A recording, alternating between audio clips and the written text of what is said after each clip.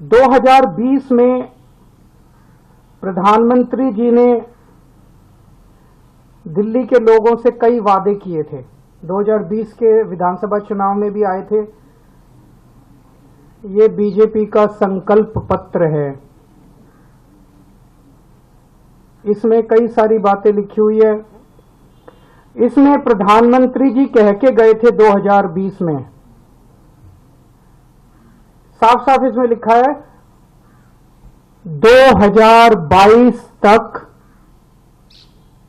दिल्ली में सब लोगों को पक्के मकान दे दिए जाएंगे। ये इस संकल्प पत्र में प्रधानमंत्री जी ने बोला, 2020 में बोला उन्होंने। 2022 तक दिल्ली में सब लोगों को पक्के मकान दे दिए जाएंगे।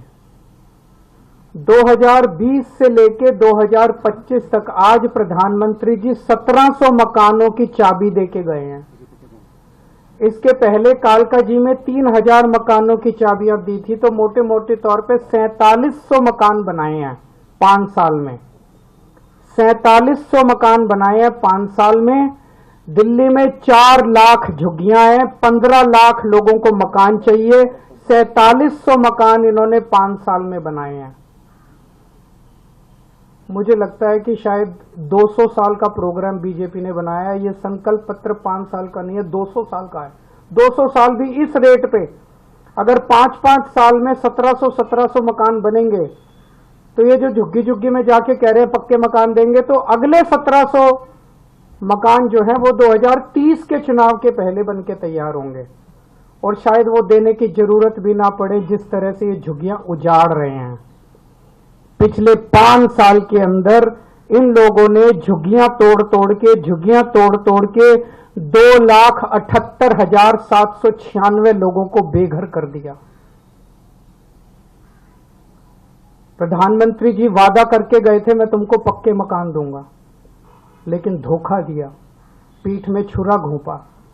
लोगों के बच्चों को सड़क पे लाके, कितने सारे ऐसे इनके नेता जाते हैं झुग्गियों में सोते हैं, और 2 महीने के बाद उन्हीं झुग्गी वालों को उनकी झुग्गियां तोड़ के उनके बच्चों को सड़क के ऊपर, भरी ठंड के अंदर सड़क के ऊपर सोने को मजबूर कर देते हैं।